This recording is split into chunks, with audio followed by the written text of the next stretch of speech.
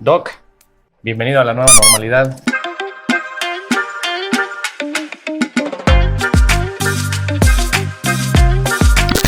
Gracias, mi querido Zarco. Buenas tardes. Qué gusto tenerte ahora sí. Habíamos pospuesto y retrasado esta entrevistita, ¿no? Sí, pues debido al confinamiento, la verdad es que es complicado vernos, pero bueno, ya ahorita que estamos gozando de mejores tiempos. Ahí vamos, ¿no? ¡Abrázame, hermano! ¡Sí! Estamos platicando ahorita un poquito fuera de cámara. Pues este tema, ¿no? ¿Cómo te ha tratado la nueva normalidad? Te me decías que en tu casa, ¿no? Los contagios siguen, platicamos un poco de la escuela. Es raro, ¿no? Sí. Es un raro. La verdad es que lo que hemos visto de por lo menos 4 semanas a la fecha es una disminución muy importante en el número de contagios. ¡Vamos a vivir! Enero y febrero fue la oleada más espeluznante que pudimos haber vivido todos los pediatras. Los pediatras. Porque a diferencia de lo que había sucedido en las otras oleadas, donde el adulto era el principal afectado, en esta ocasión nos tocó a los pediatras. Y la verdad es que fue un momento pues crítico. Afortunadamente, y lo que vimos en las consultas en general, es que las complicaciones en el niño en general no se presentaron. Yo te puedo decir de que todos los niños que vimos en enero y febrero, tuve solo 2 complicaciones y que sí ameritaron hospitalizarse, pero no graves los niños. Uno de ellos hizo un fenómeno vasculítico. ¡Que no sea! ¿Qué es eso? Se le pusieron moradas sus manos. Ok, qué va. Y la otra niña sí desarrolló una neumonía, pero que no ameritó tampoco hospitalización. ¿Han visto ya ustedes el tema de que queden secuelas para los niños, para los adultos, para todo a futuro? ¿O todavía es algo que no se detecta? Qué buena pregunta, Sarko. La verdad es que hemos traspolado las complicaciones del adulto a los pacientes pediátricos. Porque desgraciadamente no hay descripciones en el paciente pediátrico sobre qué sucede a largo plazo. ¿Qué viene, no? No hay. Desgraciadamente no. Hay muy poca descripción en los artículos científicos actuales y pues los hemos traspolado.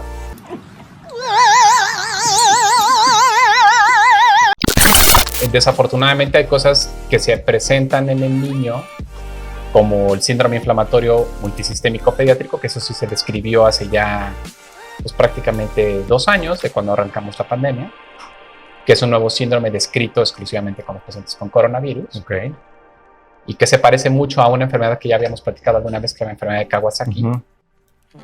Pero de ahí en fuera no se habían descrito otras complicaciones, ¿no? O sea, no sabemos si el niño también va a tener tos crónica o la sensación de cansancio, postración que se observa en el adulto. La realidad es que no lo sabemos. Entonces, pues con el pasar del tiempo iremos viendo las complicaciones. ¿Pro vacuna para los niños? ¿De qué edad? Sí, 100% pro vacuna. Eso, Tilín. El Sistema Nacional de Salud en México desafortunadamente no ha contemplado a los niños entre los 5 años a 11 años, que es una situación preocupante para nuestro país porque a diferencia de otros países del mundo, incluidos Latinoamérica, como Perú, Chile, Honduras, Panamá, están vacunando ya contra el COVID a esos grupos de edad. Y México no hemos arrancado. Entonces, es preocupante la situación.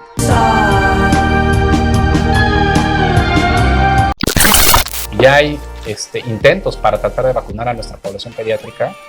Se hace a través de puentes transfronterizos en Chihuahua, por ejemplo, y en Nuevo León. Se los llevan, los vacunan y los regresan.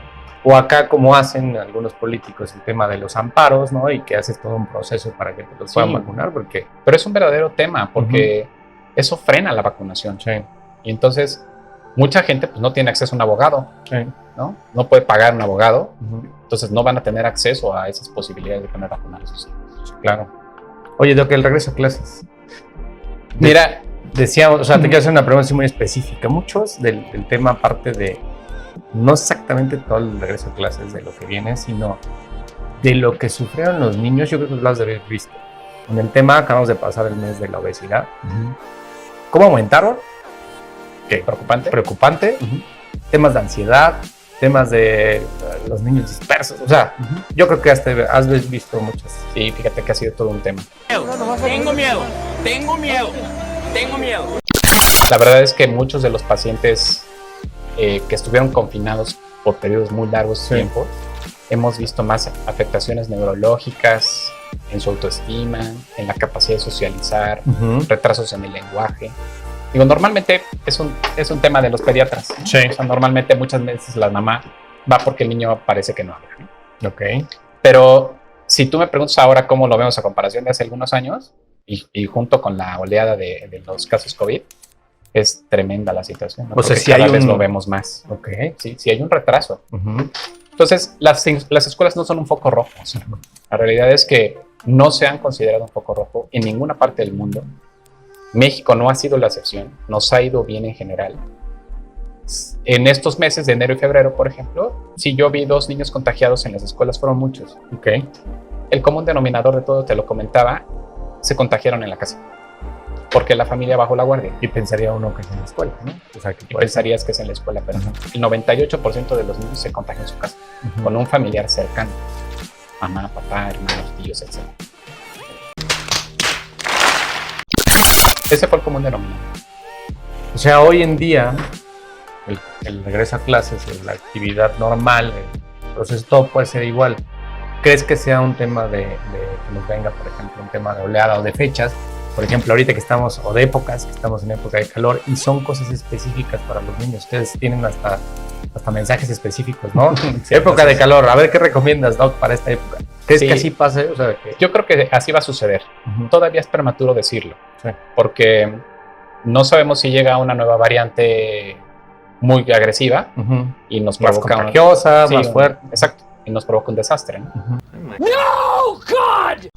Entonces es prematuro decirlo, pero muy probablemente vamos a pasar de un evento pandémico a un evento epidémico, donde vamos a tener, como tú bien dices, eventos epidémicos a lo largo del año. Entonces habrá momentos en los que disminuye mucho, como estamos ahorita, que el estado de Puebla reporta hasta ayer 34 casos de COVID y de ellos pocos intubados.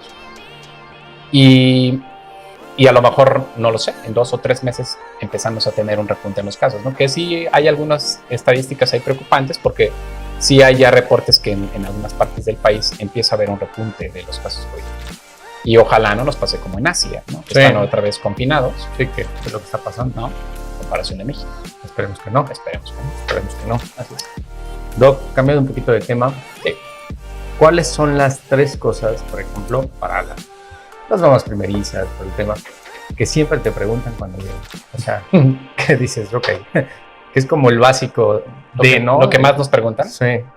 Mira, yo creo que un tema siempre que concierne mucho a las madres y que preocupa a las madres es el tema de ¿mi niño come bien, doctor? No, mátala. Es un tema que hemos tocado muchas veces en muchos foros y la verdad es que es un tema que siempre le preocupa a la mamá. Hay que ubicarnos en la edad del paciente, eso es lo primero, porque por ejemplo el niño recién nacido y en sus primeros 6-8 meses de vida, pues es 100% dependiente de la alimentación al pecho, por ejemplo. Por ejemplo, si tú no tuviste al bebé, o sea, si no hicieron el proceso del parto y te llega una mamá o papá en primerizos, ¿no? Porque cambia todo con el conocimiento. ¿Haces como un proceso específico del bebé? Sí, los bebés. ¿Es una metodología? Sí, claro, por supuesto. Establecemos primero qué está comiendo el niño, ¿no? Saber qué es lo que come, si es fórmula o es leche materna. Si es leche materna, darle las indicaciones precisas a la madre. El fracaso en la lactancia en México es debido a desinformación de la madre. Okay. El 90% de las madres fracasan su lactancia porque no le dieron la información correcta. La otra cuestión es si está alimentado a la fórmula, explicar los riesgos y beneficios de uso de una fórmula infantil y también instruir a la madre sobre cada cuánto debe comer. ¿Listo? Y luego viene un parteaguas muy importante, Sarko, es a los 6 meses, que es cuando le empezamos a dar de comer. Okay. Entonces ahí es donde le surgen a la madre las preguntas de, doctor, ¿come bien? ¿Cuánto debe comer? ¿Cuántas veces al día? Entonces, pues ya tenemos, la verdad es que un plan de alimentos establecido de cómo vamos a lactar o a darle sus primeros alimentos a los niños a partir de los 6 meses. Entonces, y los vamos guiando de la mano, van muy de la mano con nosotros. Vamos introduciendo y quitando mitos, por ejemplo, de los alimentos alergénicos. que eso ha cambiado mucho. Y vamos introduciendo alimentos de manera paulatina hasta que logramos incluir al niño en la dieta del núcleo familiar. Ese es el objetivo. Hacia el año de edad, un niño ya debe estar comiendo lo mismo que tú y yo comemos. A lo mejor si quieres no picoso o no grasoso, pero ya come lo mismo que cualquiera de nosotros. No chetos Flaming Hot, obviamente. Exacto. Exacto. ¡Ya nos exhibiste! ¿Cuál crees que sea tu éxito? ¿Cuál es el éxito del doctor Arturo en tu tema, en tu ramo de la pediatría? Estar para las mamás y para los papás. Porque recientemente veíamos algunas publicaciones de cómo se han incrementado también los papás solteros en México. El papá luchón. El papá luchón, exactamente. Entonces, tenemos que estar. Hay veces en las que no podemos estar. Entonces, pero CEPAN pues, se caracteriza por tener pediatras que cuando nosotros salimos de congreso, actualizarnos, etcétera, o a veces hasta de vacaciones, pues tiene a alguien que los pueda atender, que no se sienta desamparada la mamá. Eso es, creo que ha sido clave de nuestro éxito y muy en lo personal mío, que estamos siempre para los niños. Eso sí, creo que es lo más importante. ¡Bravo! ¡Bravo! ¡Este sí es mi ídolo!